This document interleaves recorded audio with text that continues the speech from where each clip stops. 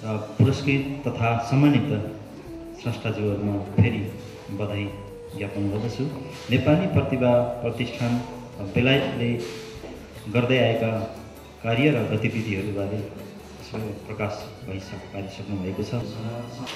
यस कार्यक्रमका प्रमुख अतिथि बैनाई काइलाज्यू, कला साहित्य र सङ्गीतका ड्यासमा आसीन विद्वान बुद्धिजीवी अतिथिज्यूहरू, आजका यस कार्यक्रममा सम्मानित तथा पुरस्कृत टेकवीर मुखियाज्यू तथा भूपाल राईज्यू, यस कार्यक्रममा उपस्थित सम्पूर्ण महानुभावहरू साथै पत्रकार मित्रहरू, हामी प्रदेशमा छौँ। प्रदेश र घरदेशलाई जोड्नको लागि नेपाली प्रतिभा प्रतिष्ठान बेलायतको स्थापना भएको हो। जुनसुकै देशमा जुनसुकै नामले यस्ता साहित्यिक संस्थाहरू स्थापना भए पनि आखिर हाम्रो उद्देश्य भनेको नेपाली कला साहित्य र सङ्गीतलाई कसरी अगाडि बढाउन सकिन्छ भन्ने कुरो नै मुख्य हाम्रो उद्देश्य हो। त्यही उद्देश्य अनुरूप नेपाली प्रतिभा प्रतिष्ठान बेलायतले हरेक साल नेपालमा हुनुभएका एकजना सम्मानित व्यक्तित्व र एकजना स्रष्टालाई सम्मानित तथा पुरस्कृत गर्दै आएको यो 7औं श्रृङ्खला हो। त्यसरी नै बेलायतमा हुनुभएका एकजना कला साहित्य र सङ्गीतका स्रष्टालाई नेपाली प्रतिभा प्रतिष्ठान बेलायतको मञ्च प्रदान गर्दै आएको छ। विभिन्न साहित्य सिर्जना र गीतका एल्बमहरू प्रकाशन गर्ने काम जारी राखेको छ।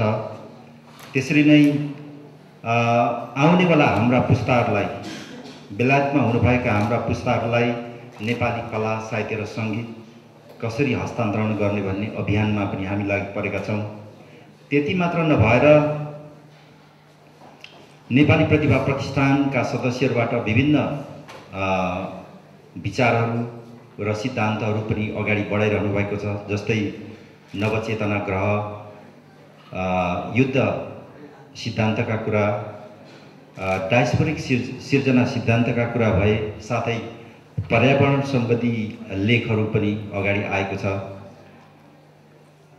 र नेपाली प्रतिभा प्रतिष्ठान बेलायतका सदस्यहरू सबै लाहुरे पृष्ठभूमिबाट आएको हुनाले म यहाँ लाहुरेको छोटो सन्दर्भ जोड्न चाहन्छु।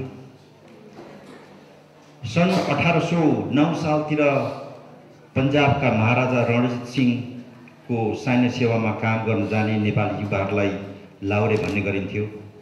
पछि सन् 1816मा तत्कालीन इस्ट इन्डिया कम्पनी र नेपाल सरकार बीच सुगौली सन्धि भयो र त्यो सुगौली सन्धिपछि यो व्यवसायले बृहत रूपमा निरन्तरता पायो। त्यो निरन्तरता अहिले 200 वर्षमा पुगेको छ। त्यसबेला लाहुरेका विभिन्न खाले चित्रहरू कोरिएका थिए। पहिलो चित्रमा गोली लाग्दा नदुख्ने, प्रेम नभएको र एउटा बहादुर चित्र कोरिएको थियो। नेपालका सामन्त इतिहासकारहरूले बनाएको त्यो लाहुरेको चित्रमा मानवीय पक्ष थिएन, न संविधान नै थियो।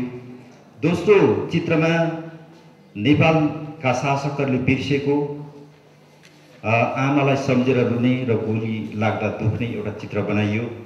र तेस्रो चित्रमा लाहुरेको संस्कारित परम्परा नभएपछि डिसओरिएन्टेड भएको, लाहुरेको हाइफाईमा 2-4 दिन त खाने, तर गोजाको पैसा सकिएपछि आफ्नै अँध्यारो भविष्यको निर्माण गर्ने एउटा लाहुरेको चित्र बनाइयो। र अन्तमा स्वदेशी सामन्त र विदेशी साम्राज्यवादीहरूको विरोधमा आफ्नो हक अधिकार माग्ने साथै मनका कुराहरू ओकल्न प्रयासरत एउटा लाहुरेको चित्र बनाइएको छ। त्यही अन्तिम लाहुरेको चित्रलाई प्रतिनिधित्व गर्दै आज हामी तपाईहरु सामु उपस्थित भएका छौँ। र हाम्रो मान्यता के हो भने अबको वर्तमान समयमा विश्वमा हामी नेपालीहरू जहाँ जहाँ पुगेका छौँ, कोही लाहुरे भएर विदेश गएका छौँ, कोही मजबुरी गर्नको लागि विदेश गएका छौँ। जहाँ पुगेर जस्तो काम गरे पनि अथवा त्यहाँको अनुभव अनुभूतिहरूलाई अबको नेपाली साहित्यमा एउटा विशेष किसिमको रङ मा मिसाउनुपर्छ र यसरी मिसाउन सकियो भने नेपाली साहित्य एउटा एक विशेष किसिमको साहित्य बन्नेछ। त्यसको मतलब हामीले भोगेका अनुभूतिहरू पनि सिन्की गुन्द्रुक नै हुन्। यसै सन्दर्भमा वरिष्ठ साहित्यकार इन्द्रबहादुर राईज्यूले भन्नुभएको छ, अबको नेपाली साहित्यमा सिन्की गुन्द्रुकहरू मिसाउनुपर्छ। त्यसको मतलब सायद अब उहाँले इङ्गित गर्नु खोज्नु भएको मेरो आफ्नै विचारमा नेपालका विभिन्न भाषा, साहित्य, संस्कृति, धर्म, विभिन्न क्षेत्रका मिथहरू भो, लोकोक्तिहरू भो, त्यहाँका टिपिकल सबै चिजहरूलाई मिसाइयो भने नेपाली साहित्य एउटा विशेष किसिमको साहित्य बन्छ भन्ने कुरो नै इङ्गित गर्नु भएको हो भने अब हामीले भोगेका कुराहरू पनि सिन्की गुन्द्रुक नै हुन् र ती सिन्की गुन्द्रुकहरूलाई नेपाली साहित्यको स्वादमा हामीले पस्किनुपर्छ। अब यो पस्किने त हो, तर हाम्रो पस्किने अवस्थाको त्यो ठाउँ कसरी यहाँबाट यहाँसम्म आयौँ, अघि पनि मैले वर्णन गरेँ। जम्मा 4 किसिमका लाउरेको चित्रहरू कोरेका थिए। मैले भेट्दासम्म लाउरे पर्खालभित्र नेपाली साहित्य, कला र सङ्गीतको कुनै पनि वातावरण थिएन। हामीभन्दा सिनियर गुरुजीहरू अथवा अफिसरहरू भन्ने गर्नुहुन्थ्यो, हेर केटा हो, माथि पहाडबाट हाम्रो मालिकले हामीलाई तल मधेसमा झारेको छ अथवा सहर बजारमा ल्याएको छ, हाम्रो केटाकेटीहरूलाई भात खुवाएको छ, हाम्रो आर्थिक उन्नति भएको छ र प्रत्येक दिन हामीले भात खाँदा माछाको काँडाले दाँत कट्याउन पाएका छौँ, प्रत्येक बिहान दुधले मुख पखाल्न पाएका छौँ भने हाम्रा मालिकहरूप्रति हामी सधैँ खुसी हुनुपर्छ। उहाँहरूले भनेको कुरो जहिले पनि मान्नुपर्छ।